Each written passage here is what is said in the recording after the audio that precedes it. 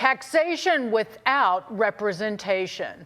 We, the people, fought a war against that and won, thank you very much, to get out from under the crown's tyranny. And as the King and Queen in moments attend a state dinner in Washington to mark America's 250th anniversary of freedom, we're reminded that we're still fighting a very similar tax war 2.5 centuries later.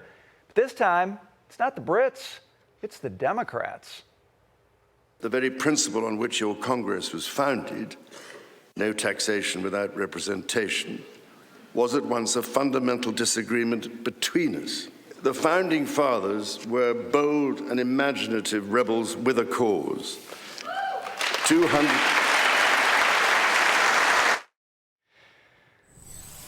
Here's today's tea, our modern-day all-American anti-tax party, the Republican Party, banding together to sink these blue state overreaches. But a bigger conflict brewing, and tax the rich is the left's battle cry. Here's who our revolutionaries are fighting. California. Its billionaire tax just garnered enough support to make the ballot in November. And the exodus is on. A new study estimates that more than $777 billion in wealth has already fled that state. Washington state has adopted a 9.9% tax on millionaires.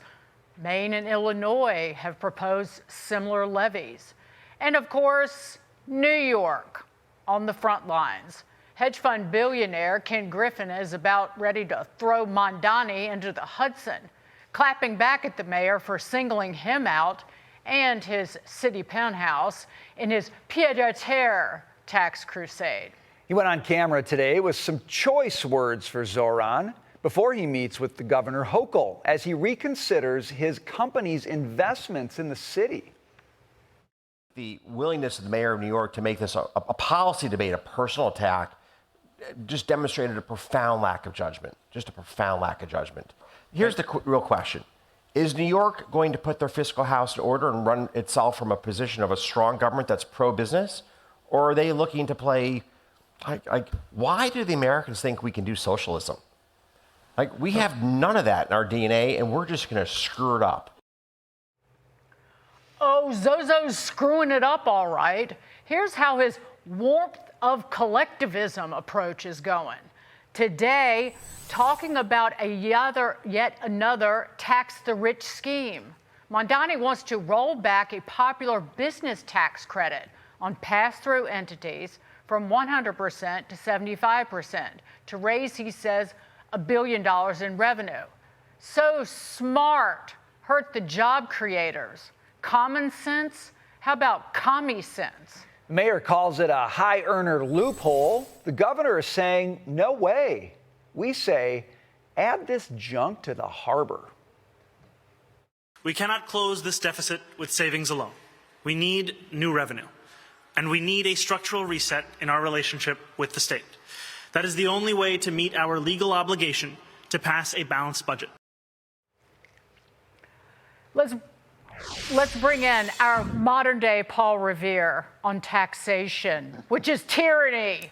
Unleash Prosperity co-founder and America First Policy Institute senior fellow, Steve Moore. Steve, what do you make of this left-wing crusade that is just beginning, particularly on the wealth taxes, which is pure a confiscation? And it's something that, other than, say, property taxes at the local level, we've never done.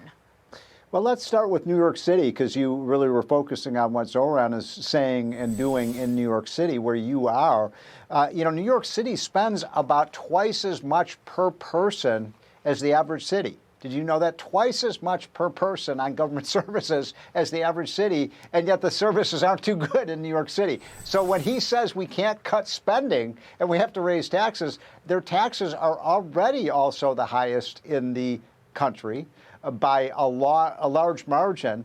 So this is like putting lighter fluid on a fire. And it is so divorced from any kind of sense of reality that it's almost scary that he would take that great city down.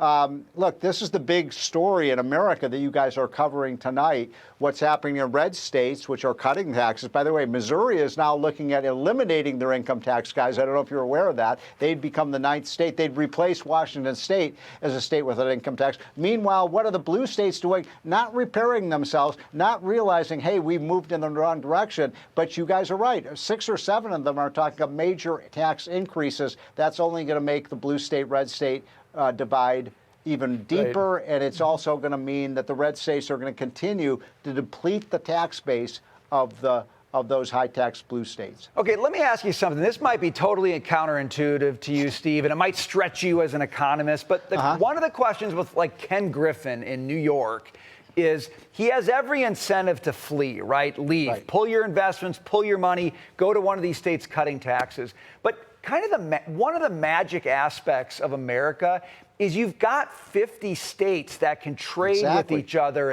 and do That's commerce. Right. At some point, would you as the economist who loves the red state, blue state comparison say, you know what?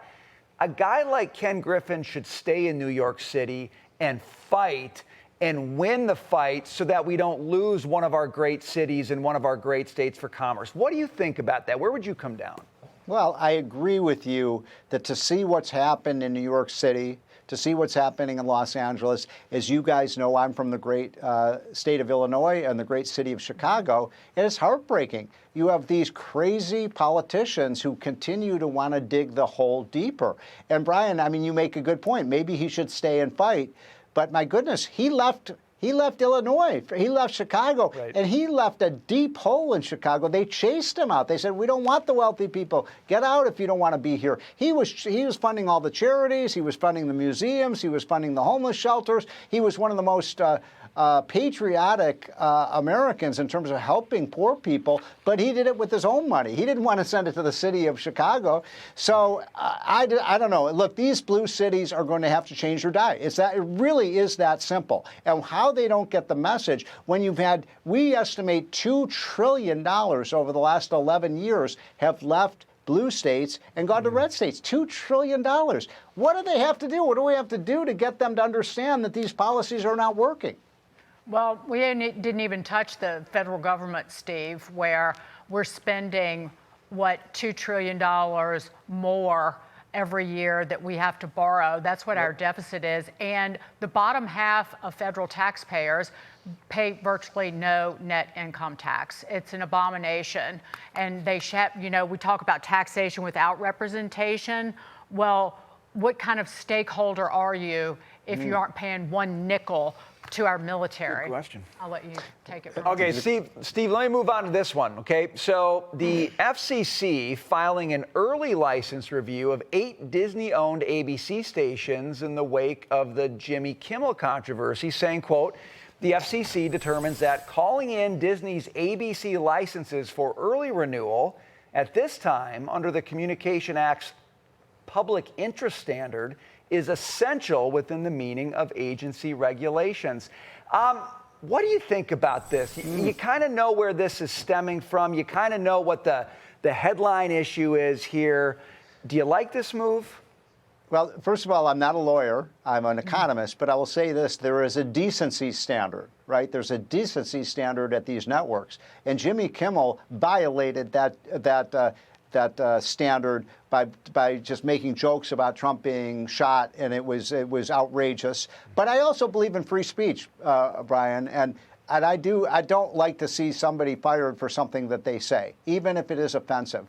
That's what the left tries to do. So I guess I probably come down on the side of Jimmy Kimmel, even though I don't like the guy. I think what he said was outrageous, but I also think it's important that the government not regulate people's speech. I don't know. What do you guys think on that?